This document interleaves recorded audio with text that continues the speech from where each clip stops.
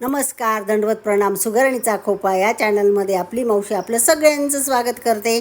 आजची रेसिपी आहे खानदेशी लोणचं. त्याच्यासाठी मी 4-5 किलो अशी गावरान कैरी घेतली आहे. गावरान कैरी म्हणजे खानदेशातील एक आंब्याचा प्रकार आहे आणि ही कैरी मी स्वच्छ धुवून आणि कोरडी करून हिच्या फोडी तयार करून घेतल्या आहेत. ही बी पण काढून घेतली आहे. मध्ये कोय म्हणतो आम्ही, ती बी पण काढून घेतली आहे, कोय काढून घेतली आहे. आणि आपल्याला पाहिजे तशा मध्यम आकाराच्या फोडी तयार करून घ्यायच्या आहेत कोयत्याने. आणि हे सगळ्या काही एवढ्या फोडी झाल्या आहेत आपल्या 4-5 किलो कैरीपासून. आता करायचा आहे आपल्याला मसाला. त्याच्यासाठी मोहरीची डाळ घेतली आहे 3 पाव आणि बाकीचा आपल्याला मसाला मोजूनच घ्यायचा आहे. याच्यासाठी मी 8 पाव बडीशोप घेतली आहे, 8 पाव धणे घेतले आहेत, मिरे घेतले आहेत, 1 चमचा मेथी घेतली आहे, 1 चमचा आणि 1 चमचा लवंगाई घेतले आहेत, दालचिनी घेतली आहे 2-4 तुकडे. असे सगळे मसाले आपल्याला मोजून घ्यायचे आहेत. आणि वेलदोडे पण घालायचे आहेत आपल्याला या लोणच्यामध्ये. हिंग घ्यायचं आहे फोडणीसाठीच लसूण घ्यायचं आहे, लाल मिरची अख्खी घ्यायची आहे आणि आपल्याला याची जाडी भरडी अशी पावडर करायची आहे.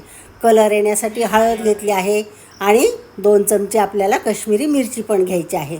मीठ घेतलं आहे 1 किलो, पण मी जरा कमी घालणार आहे. आणि तेलही घेतलं आहे. हे सगळं साहित्य घेतलं आहे. आणि आता मिक्सरच्या भांड्यामध्ये आपण मिरची घालून घेणार आहोत आणि जरा जाडभरडी दळून घेणार आहोत. आपली बारीक मिरची पावडरपेक्षा थोडी जाड. आणि याच्यामध्येच आपण तो बाऊलमधला सगळा लसूण टाकून तो पण आपण मिक्सरमधून फिरून घेणार आहोत. आणि बाकीचं साहित्य आहे ना छोट्या मिक्सरच्या भांड्यामध्ये आपण दळून घेणार आहोत. आता मी इथे कढईमध्ये 1 किलो तेल घातलं आहे आणि हे आपल्याला गरम करायचं आहे. इथे परात घेतली आहे. परातीमध्ये मी आता सगळ्यात तळाला खाली मीठ टाकून घेतलं आहे आणि याच्यामधून 1 वाटी मीठ काढून घेतलं आहे आणि बाकीचं सगळं मीठ टाकून घेतलं आहे. आता ही मोहरीची पावडर आहे, ही पण मी डाळ आहे, ही पण मी इथे त्याच्या मिठावरच घालून घेणार आहे. आणि त्याच्यावर लाल मिरचीची पावडर केली आपण लसूण घालून, ती पण टाकून घेतली आहे.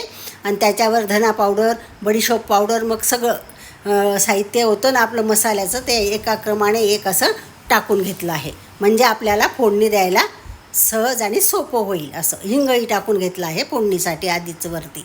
आणि मी हे सगळं साहित्य टाकून घेतलं आहे परातीमध्ये. आणि आता इथे तेल आपलं तापलं की नाही ते बघू आपण.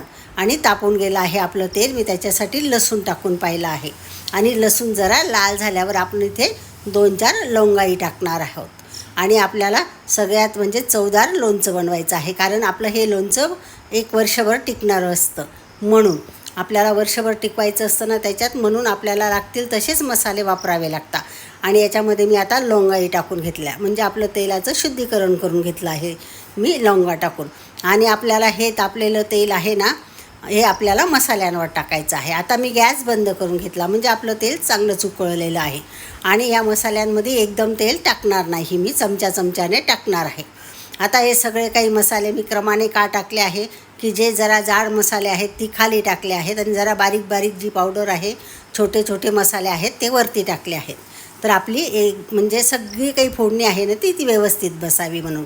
आता मी हे तेल आधी हिंगावर टाकलं, म्हणजे आपल्या लोणच्याला छान अशी फोडणी बसेल.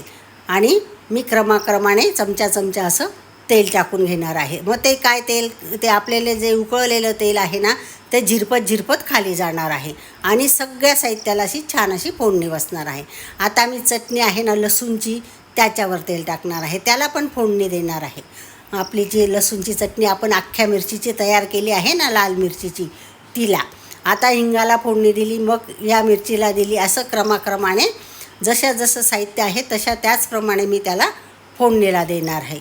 आणि सगळी फोडणी दिल्यावर अजून हा मसाला मी एकत्र करणार आहे आणि उकळलेलं तेल गार करून आणि मग त्याच्यावर मी सगळं काही घालणार आहे. आणि आपल्याला परातीत हे साहित्य का घ्यावं लागलं की मसाल्यांना फोडणी व्यवस्थित बसेल. नंतर आपण दुसऱ्या भांड्यात हा मसाला काढून घेणार आहोत आणि अजून जास्तचं तेल वापरायचं आहे, कारण की तेल जेवढं असलं तेवढं आपलं लोणचं छान असं वर्षभर टिकून राहतं. म्हणून आता सगळ्या साहित्याला असं फोडणीला घातलं आहे. आणि आता ही सगळी फोडणी दिल्यावर आपण हे एकत्र करणार आहोत. आता हे बघा असं एकत्र करून घेऊ आणि मग राहिलेलं जे तेल आहे आपण जे आत्ता उकळलेलं ते आपण याच्यावर टाकून घेणार आहोत. मग जे साहित्य आपलं जर थोडंफार कच्चं राहिलं ना त्याला पण अशी छान फोडणी बसणार आहे. आणि ही फोडणी का कडक करावी लागते, छान अशी सगळे मसाले तळून घ्यावे लागतात की वर्षभर टिकायचं आहे म्हणून.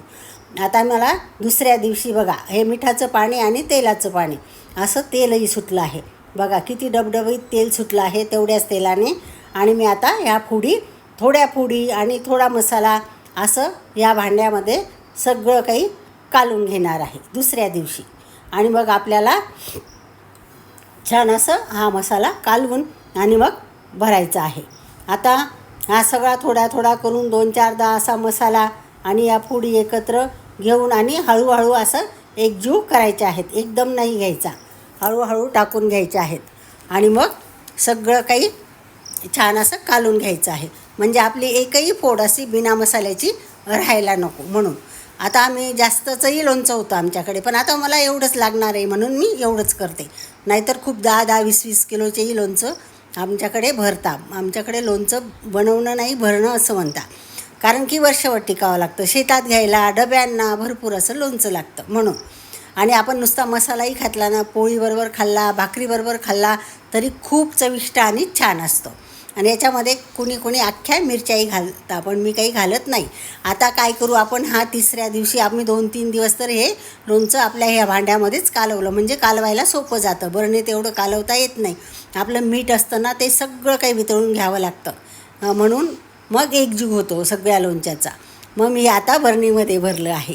चला, तुम्हाला आजची जर रेसिपी आवडली असेल तर खानदेशी लोणचं लाईक करा, शेअर करा आणि सबस्क्राईब नक्की करा. बाय. काळजी.